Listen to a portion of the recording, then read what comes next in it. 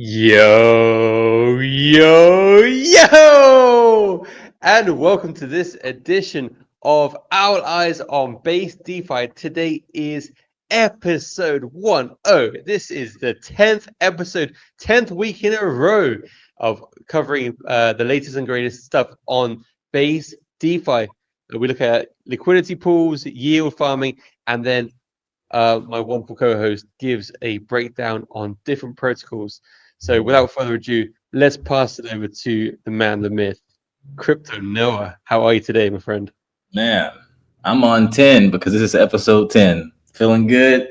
It's TechCrunch here in San Francisco, so I've been going to meetups and events literally every day this week, and I'm going to head out right after this, but I'm doing good, man. Excited to cover some good stuff. Today we're going to be talking about understanding DeFi revenue models, okay? What goes into it, what you should look out for, how you can make money, all these different things. And we're going to do a soft fundamental deep dive on the Ryft project recommended by my good brother and co-host Basejunkie. We're going to talk about how they make money as well and how they're going to actually help DeFi. But for the reason why you guys are all here, for the peak, the swag. I got on my Aleph Cloud DevCon shirt, got this at ETH Denver. Some cool graphics. I feel like it kind of matched the vibe of the Ryft website. On the back, it says the Web3 Super Cloud. So yeah, thanks for coming, guys. We'll see you on the next one.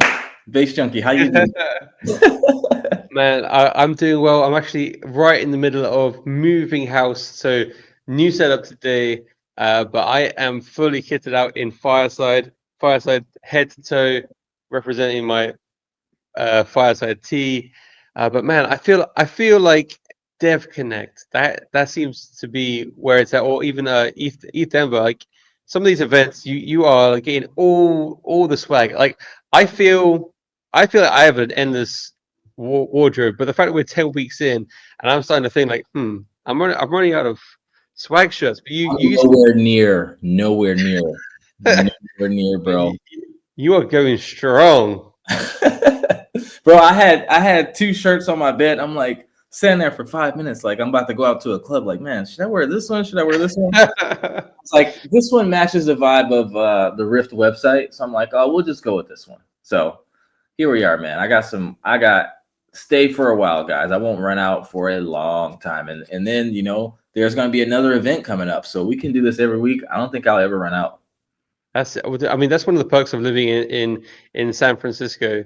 Yeah, I mean, not too many events in the south of Portugal. I mean, it could be if it's a paddle event, yeah, like you get those every single week. But crypto, where the swag is flowing, that is few and far between. So, guys, this is the show where you come for the fashion and stay for the DeFi.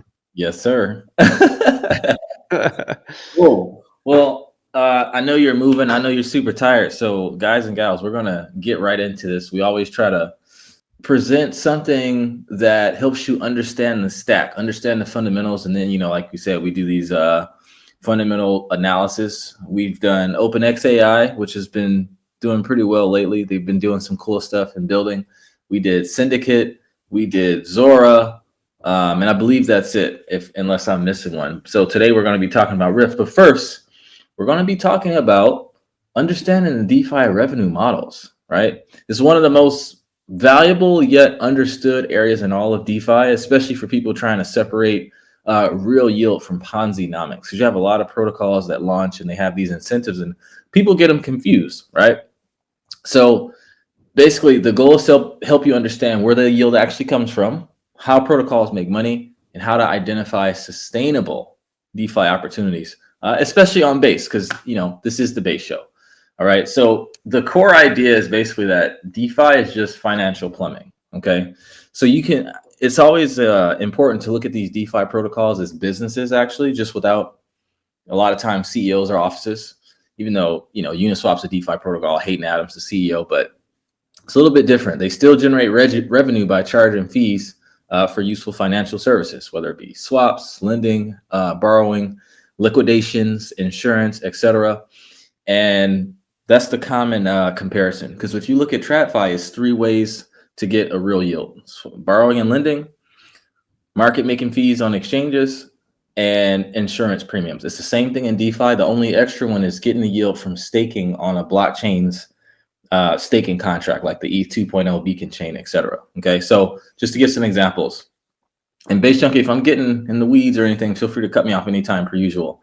So when you swap tokens on Aerodrome or Uniswap, a small percentage, usually 0.01 to 0.3, goes to liquidity providers. When you borrow on Morpho, part of Coinbase's DeFi mullet, part of the interest you pay goes to the protocol's treasury or stakers. And then when you mint or bridge assets, protocols often charge gas or protocol fees that actually become recurring revenue. Okay, so the difference between TradFi and DeFi, in TradFi, the money goes to banks and shareholders, and DeFi is distributed to you, the users, the token holders, and the liquidity providers. Okay, so we're going to quickly cover the three main revenue models. So the most profitable way we always talk about is trading fees on DEXs. So this is collected every time users swap tokens. You have a fee for swapping the token, and then you also have a flat fee, right? And Basejunkie and I are always foaming at the mouth when we find a 1% fee tier pool, because you make a lot more, even if the volume to TVO ratio in the pool isn't that much. It's shared with the liquidity providers, like I said, or the protocol stakers. We already gave the Aerodrome example. So this is like cash flow, borrowing and lending, same thing. Morpho, they earn yield by matching lenders and borrowers directly and taking a protocol fee for, bringing them both together. And this depends on real usage, because if people borrow or trade, farm, the fees are real. But if they borrow to farm unsustainable incentives, this is when you want to beware, right? And this is when DeFi Summer started back in 2020 with Compound, actually. And you can go on Compound and you can stake your Bitcoin, your Ethereum, your USDC. But what started off DeFi Summer is that they started to pay you not just in the asset that you were staking on, you actually started to earn in comp tokens, and the yields were pretty high. And then every protocol was like, oh, that's a good way to incentivize it. It's that Rick and Morty meme. Everyone was like, son of a bitch, I'm in. And then everyone just copied it. So going on to that point, let's talk about real yield versus fake yield, okay? And this is where most newbies actually get wrecked. Okay, so real yield is, like we said, it's revenue generated by actual users paying fees, such as DEX trading fees, liquidation fees like on GMX, or lending interest, right? Fake yield are rewards printed from token inflation, right? So Compound, when they kicked off DeFi Summer, this was fake yield. The real yield was the yield that you earn, which is way smaller from staking your Bitcoin, staking your USDC, and you're getting paid in Bitcoin, USDC, whatever you staked in. The fake yield was them paying you in comp tokens, because they create these comp tokens out of thin air and they just pay you in them. And then eventually everyone sold them and you accumulated all this yield for nothing, while you made Compound a lot of money for facilitating the yields. But they were paying. It works if you take profits, but if you just keep accumulating the token and it dumps, it's almost like getting paid in cows and you're planning on making all this stake and they all get sick and die. It was for no reason. Okay. So why does this matter now? Okay. The smartest DeFi investors, and the way to win at DeFi, they're not just chasing high APYs in form of like token incentives. They're accumulating positions and protocols with real recurring cash flows. Okay. So I think on Base, I think the future is going to be about revenue sharing and fee distribution models that kind of resemble dividend paying stocks. So when users and creators share in a protocol's success, you get a sticky ecosystem instead of speculative ghost towns. Okay, so this is why we're bullish on projects like Zora, projects like Aerodrome, because everyone wins. On Zora, you get your creator coin, you have to have skin in the game and actually buy it, but also when people are buying it, you get a piece of the transaction revenue. Same thing with Pump Fund, same thing with Aerodrome. So that is the Ryft RAF on DeFi revenue models. I like how you said Ryft RAF. That was from, yeah. Definitely dig it. I mean, that's it's valuable information. I think everybody can learn something from that if that's the first time you've heard it. Now, that particular those three revenue models, was that tied into Ryft? No, that's just in general, but Ryft does tie into some of those. Those are the three core ways to earn from a financial product in compared to TradFi as well. Borrowing and lending, swap fees, and insurance premiums. It was one more, I think. Liquidations as well. Yeah, if it's not that, if it's creating a new token, you just have to think to yourself, if they're creating this new token, it's like printing money. The value of the rest goes down unless everyone holds, but that never happens, at least for not an extended period of time. Yeah, very good. I think we are seeing more infrastructure plays, and if the token has these sort of mechanics, you can see like the viability of it long term. Otherwise, it's almost like a meme coin. If there isn't a way for it to be generating extra money, or if the token itself isn't the settlement layer, then it's like, what's the purpose of it beyond just speculating that the price can go up? I'm getting more and more familiar and fond of these plays where there is actually like these mechanisms to generate fees. Yeah. And since we're talking about the base chain, I'm gonna share my screen and we'll look at like the revenue that Base is generating. We're gonna check out Dune Analytics. This is a free website here. And you can see it gives you all the metrics, right? So you look at the total value bridged, and this is like daily or almost daily. So the total value peaked in June, and then they had that whole sequencer issue, and things kind of dropped off. But they're still getting billions of dollars bridged on pretty consistently. Billions of dollars in altcoins bridged on, and millions of dollars in stable coins bridged on. You look at the net flow, you got ins and outs, but overall you have more coming in than out. If we scroll down to cumulative fees and revenue, you can see that the revenue has just been consistently rising. This is Base as a network, right? One of Coinbase's many revenue streams, right? And then you can look at their weekly fees and revenues here. It's been rising. You can also get this stuff on DeFi Llama, but I like how they have it siloed here and not all stacked on top of each other. You look at the daily new users on Base, and while it has been going down, the cumulative users have been sticking or rising, which means the people who are using it are continuing to use it more and more, right? Same thing with transactions, but the transactions have actually been rising along with the cumulative transactions. So that means new and older people, not old in age, but older in terms of how long they've been on the chain, are continuing to use it more.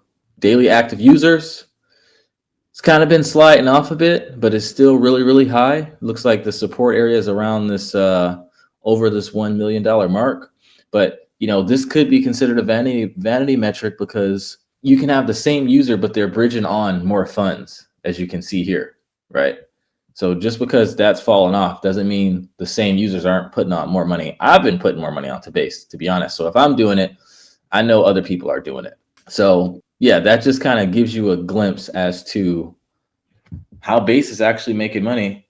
And, it's good to be invested into something like this in terms of the usage, like using the network, not just because we think we're going to get an airdrop, but it's just like, if they're making money, they're going to be able to continue to sustain themselves and do cool things like, invest into creators on Zora and, make acquisitions to, make the company better, essentially. Yeah, bullish. I mean, it is well and truly base season.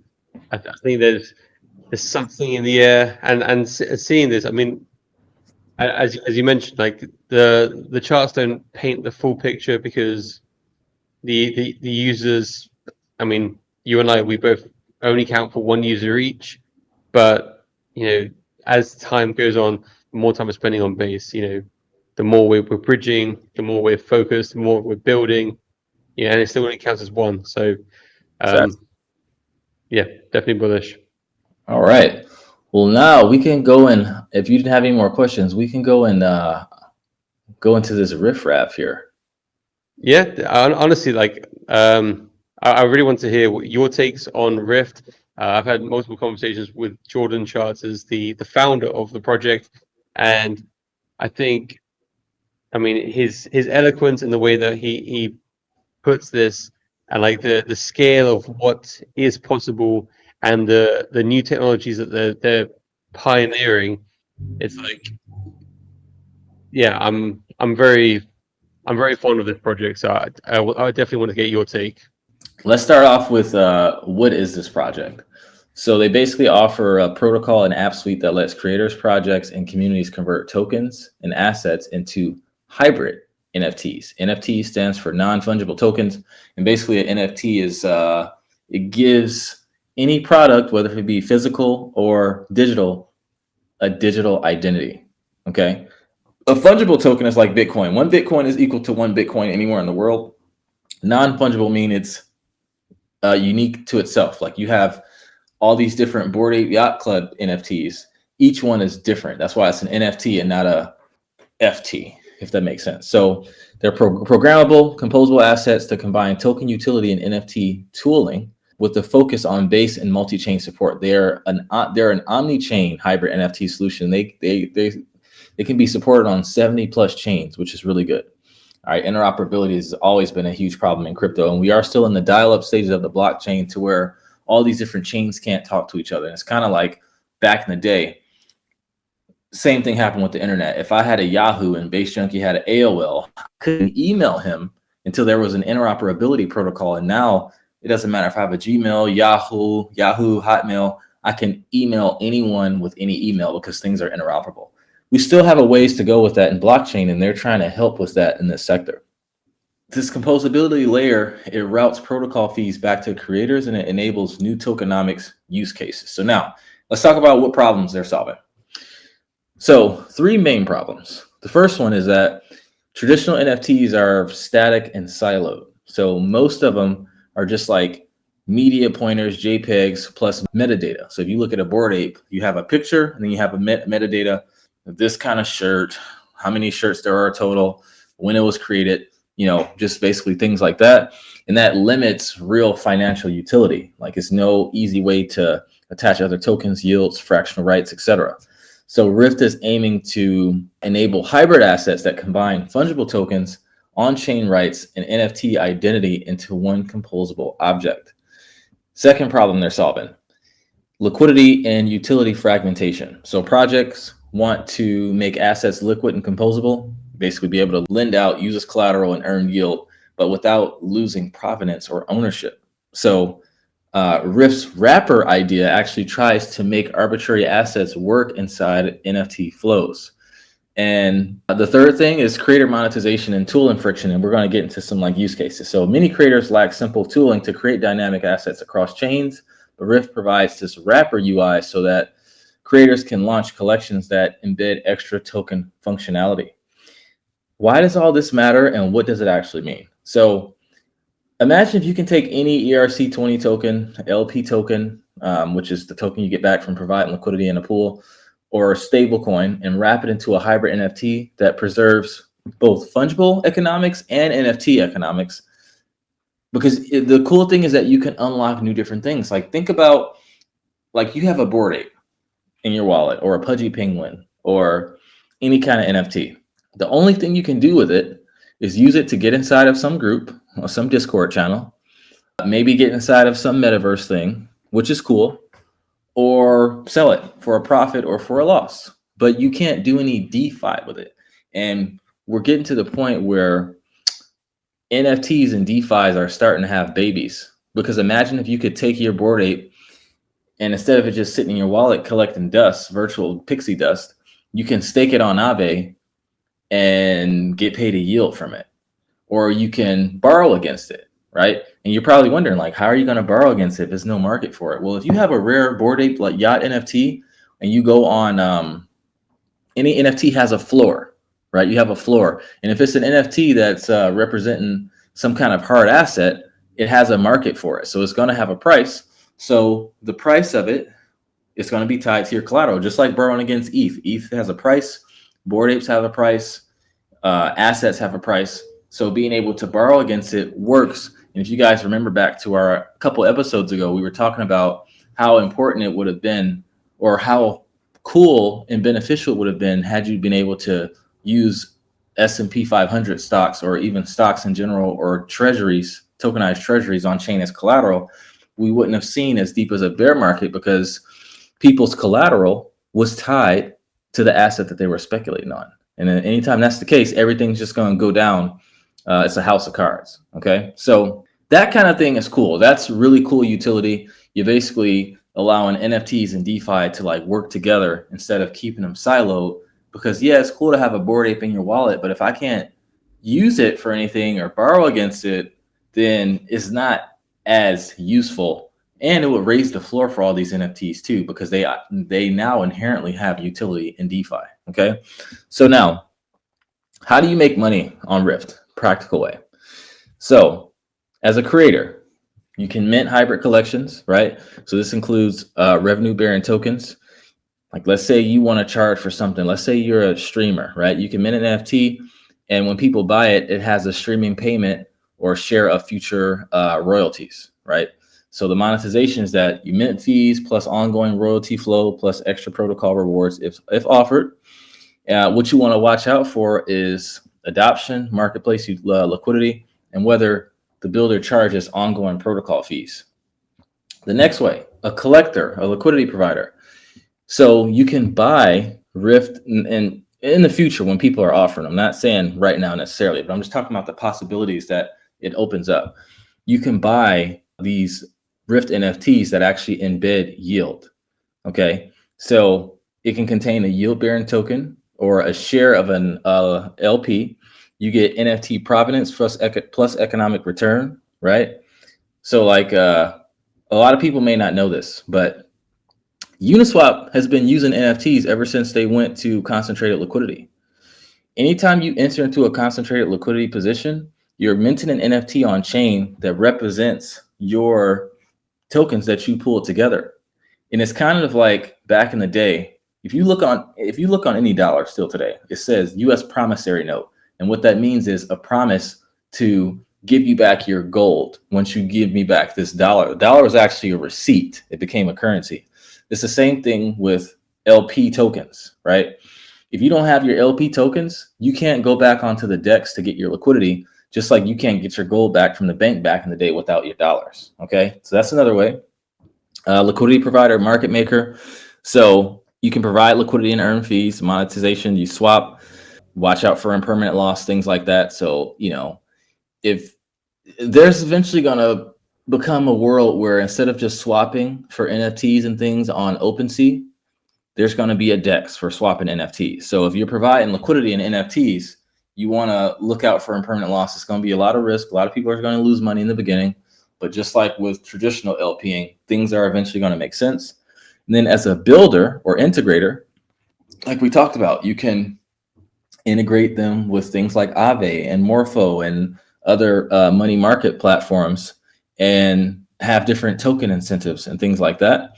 And this project did say that they are going to do an airdrop. So it'll be cool to get involved early because you'll get to earn some tokens. So how does Ryft make money as a platform? Since we just talked about DeFi revenue metrics and things like that. So 4 main ways. 1, mint and wrapper fees. So you guys know we have Ethereum and wrapped Ethereum. A lot of people don't really know what the difference is, but wrapped Ethereum is basically a version of Ethereum that can work inside of smart contracts. Native ETH doesn't. And that's why when you look on DEXs and you look at pools, it'll say ETH, whatever the asset is.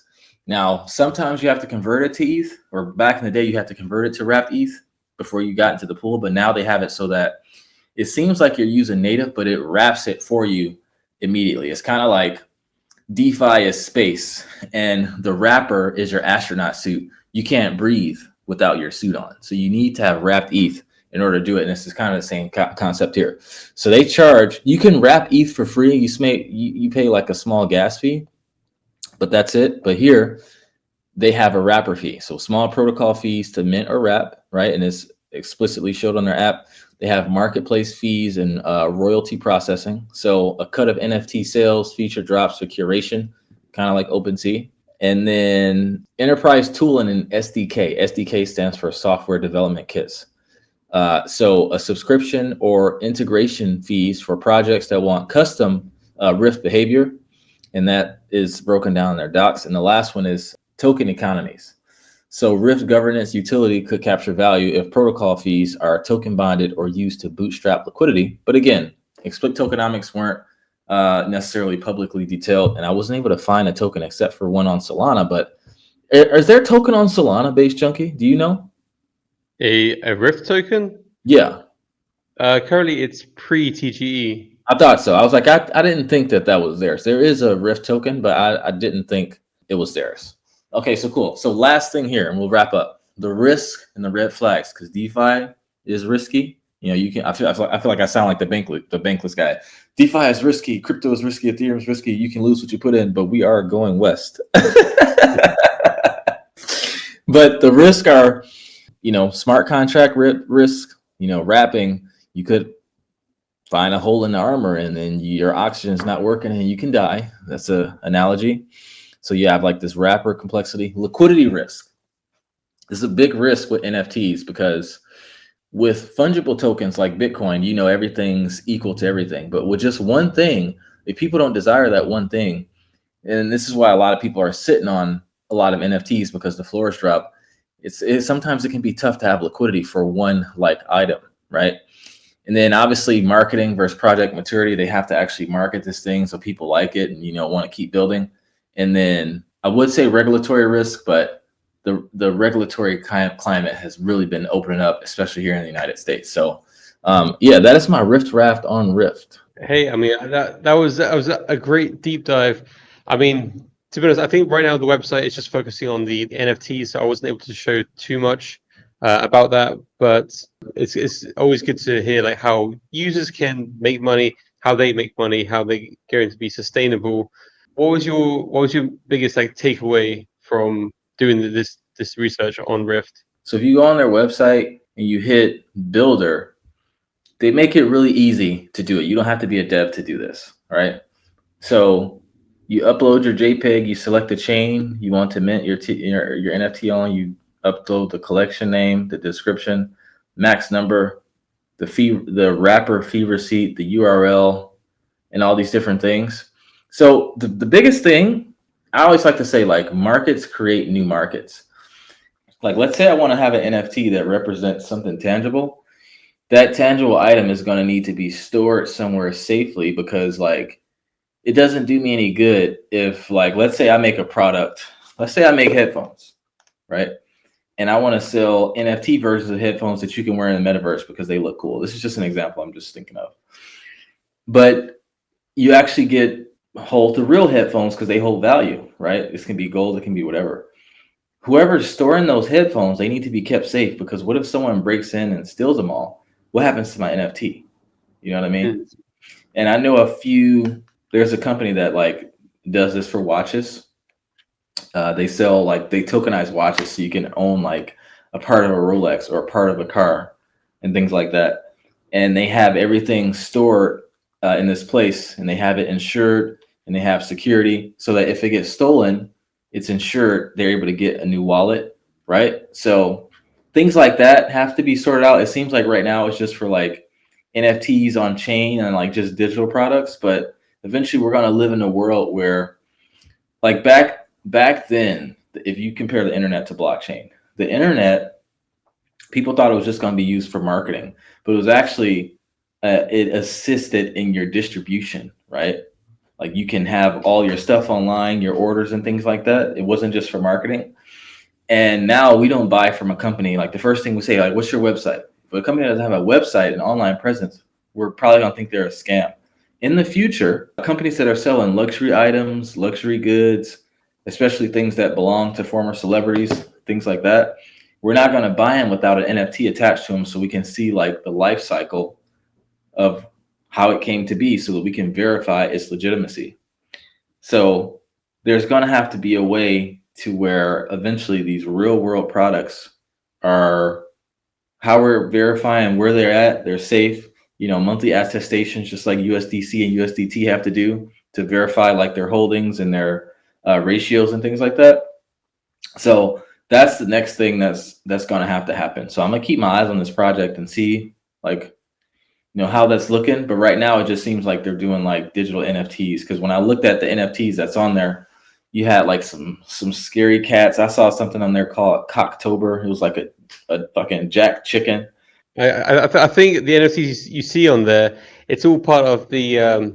They're doing a bunch of collaborations in anticipation for Halloween. Okay. So it's a bunch of different projects submitting stuff for Halloween, and then I think they're looking to TGE next month.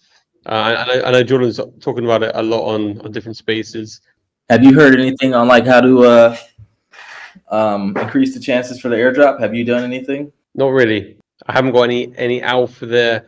I think just engaging with the protocol, minting some NFTs, just playing around, just doing what's possible right now, build up that digital footprint. Okay, fair enough. Yeah, Halloween is right around the corner, man. It seems like I was just in Portugal and it was summertime. Crazy.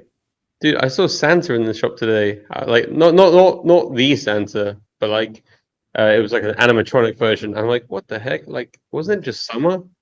Like, can we get through Thanksgiving first? Jeez.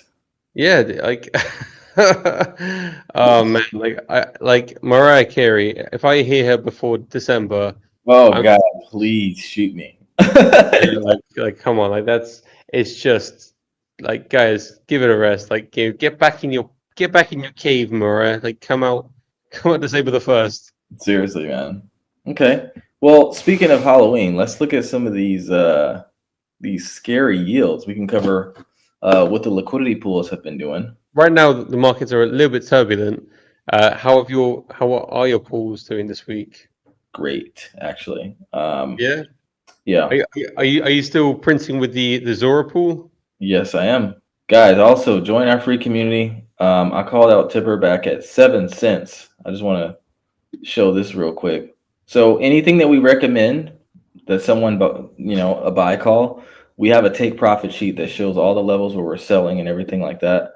So I made a buy call out to Tibber, and I'm saying this because I'm going to talk about my Tibber pool as well. We made a buy call out to Tibber back in July when it was 7 cents. And literally yesterday, we hit our first sell target, right? 7 cents. It went all the way up to 42 cents. So our community hit a 600% gain from the initial recommendation. And the cool thing is that because of liquidity providing, it ended up being more than a 600% gain if you were taking your rewards and stacking Tibber. And it has been October this month. I haven't even been calling it October. It's been October. While everything has been going down, it seems like Tibber has just been continuing to rise. So I'm going to pull up this chart, and then we're going to look at some. So this is Tibber USDC. I called it out in July when it was 7 cents, like right here. Beautiful. %. Yeah, this chart looks great, and it looks like it's starting to consolidate on top of this channel, and it's probably going to start to, well, in a perfect world, start to do something like this and form a new channel on top of this one, something like that. But I'm super bullish on this project. It's a link to join our free community in the stream comments where you guys click the stream to scroll down. It's a link to join for free. And we do send out our weekly profits from every week. So if we go here, I made my first sell from 3 months ago when I originally got in but it was more than 600%. Because like when we first started farming Tibber as a community, it was paying like 2,000% APR. Now in my ranges, I'm getting almost 1% a day here and 188% here. Let me refresh so we can make sure we're working with current data. So yeah, it was just $4.99. Now it's $5.33. So before I started this show, while I've been on the show, I've made almost $100. So that's cool. That's what's up, man.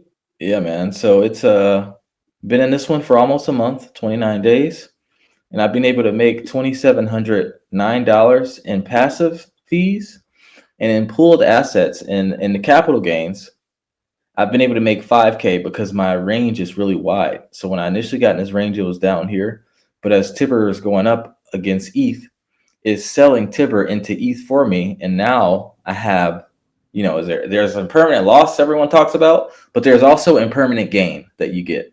Okay, and that's what we've been able to get here. Just remind me and everybody listening, what is impermanent gain? If this is Tibber USDC, right, and let's say this is my range here.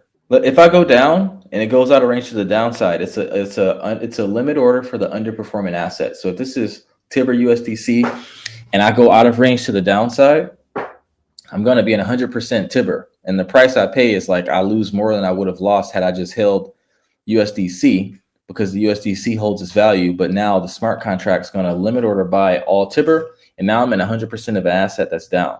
But this is why we tell people never provide liquidity for two assets you wouldn't hold on their own, because impermanent loss can fuck you right on good, right? That's impermanent loss, and it becomes impermanent if I sell here. It could come back in, and now I'm back to break even. When it comes back inside my range, I'm back to making money.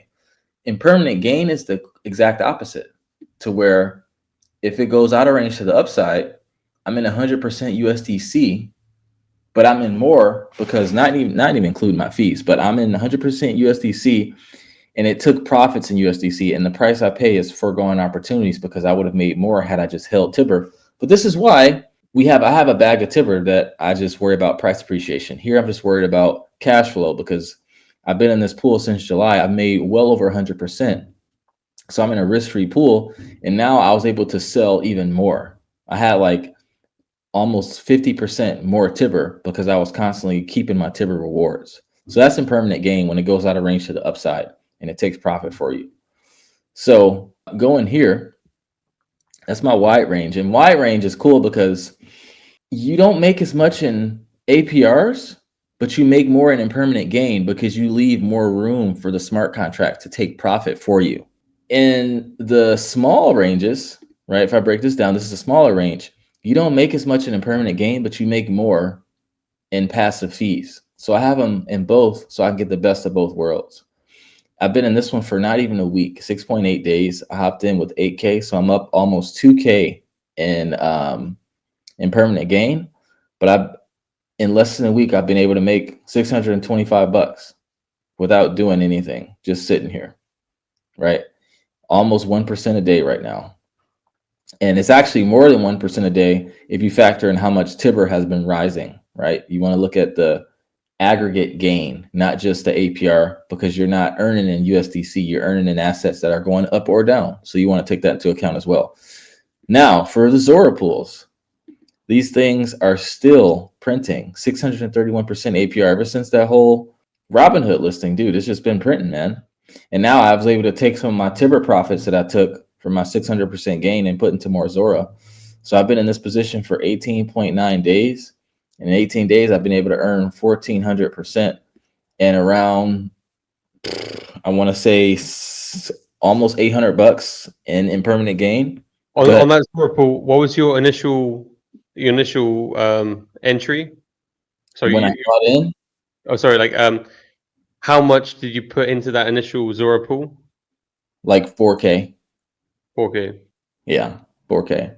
So I'll take my rewards and compound them, half of them, and I'll use the other half to buy more Zora and whatever else I want to buy. So that way I'm getting 631% APR on a higher balance, and then it starts to rack up even faster. So eventually I want to grow this Zora pool to, like I did this Tibber one. I started out with like 6K, I'm up to 9. And this one I started out with 12K, and I'm up to 18. Beautiful. And that's not taking into account the money I made from the rewards that I was able to go and stack. Last one here, Zora USDC, 601% APR. Been in this one for 18.9 days. In those 18.9 days, I've been able to make 1,265. And I've made around 400. I got into this one on like 3,800. So I made almost $500 in impermanent gain here and $1,200 here. So almost $2,000 passively in just 19 days. It's pretty good if you ask me. Yeah, dude. Honestly, this is inspirational.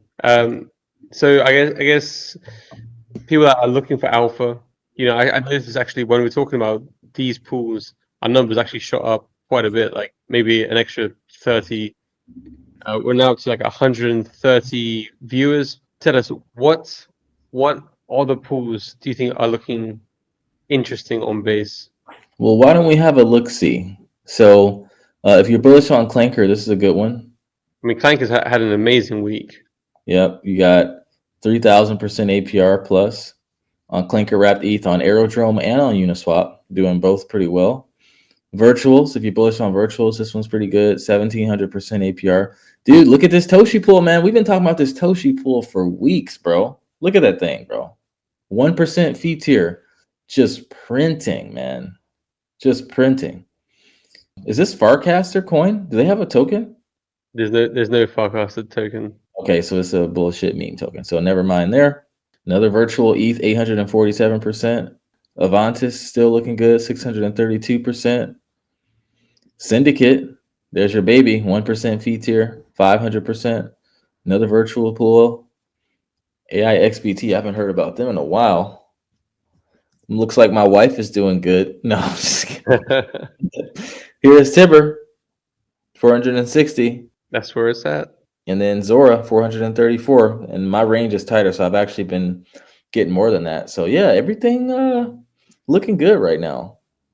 Honestly, it's interesting to see about Toshi because, it's not meme coin season, but they must still be doing some decent volume to be able to get those sorts of returns.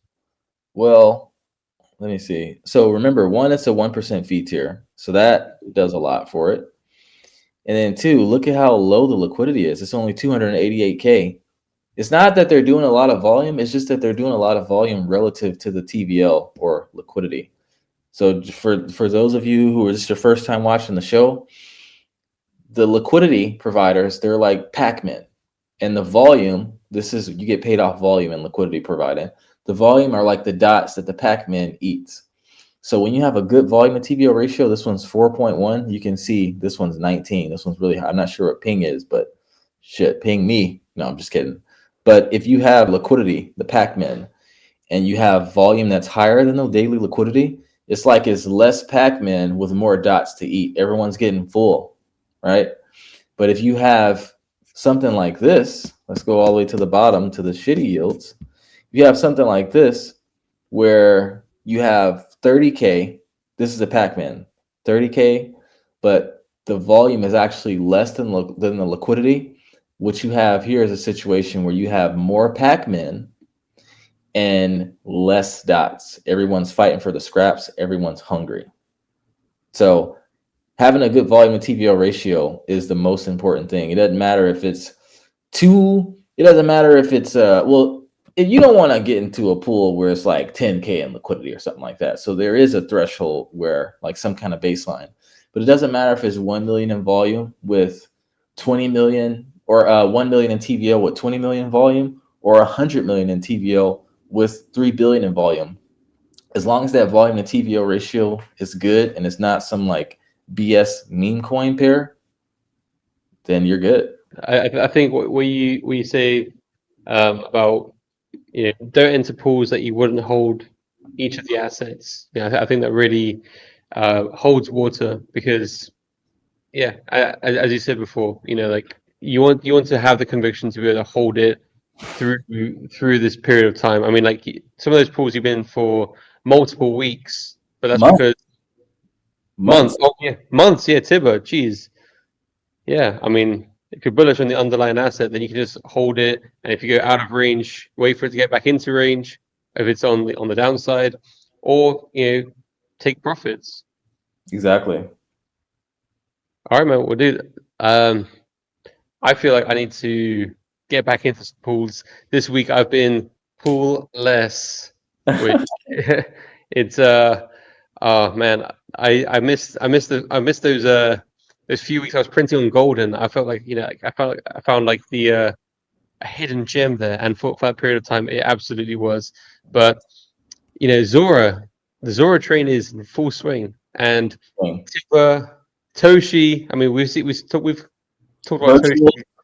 Virtuals. I mean, these are all like infrastructure plays, and then Toshi, the biggest meme coin on Base. That's a really nice ratio. The 1% T tier, fee tier. I like that better. Yeah. All right, man. Well, dude, any final words or calls to action before we put a nice bow on this? No, I would just say we'd love to have you guys join our free community.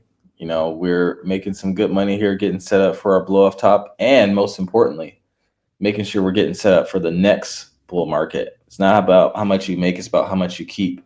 And if you can take some good profits off the table for this bull market, you'll be able to go discount shopping during the bear market, which I like to call Black Friday. And to you, Basejunkie, I would say throw on them swimming trunks and hop back in some pools, man, because it's plenty of water, baby. That's it. The water's warm. It's warm. It's warm and it's cycloning. All right, man. Well, I need to remedy that. So I will hit you up in the DMs. I might even get into one of those Toshi pools. Like, I don't know. Like it's not meme coin season, but I'm tempted. I mean, like meme coins, I think they're gonna have a run again. I mean, like I'm holding Ski Dog, and that's when the base app goes live, the #1 base app, it could run with a blow up top. I wouldn't be surprised. Yeah, man. Anyway, food for thought. All right, so I want to say a big thank you to you for all the prep you do before the shows, all the alpha you drop, and all the inspiring yields. A big thank you to the 180 people who tuned in today. We do these shows every Wednesday. Anyway, we'll see you again next Wednesday for the next episode 11 of Owl Eyez on BASE DeFi. Until then, stay safe, stay healthy, but most importantly, stay based. Peace out, y'all.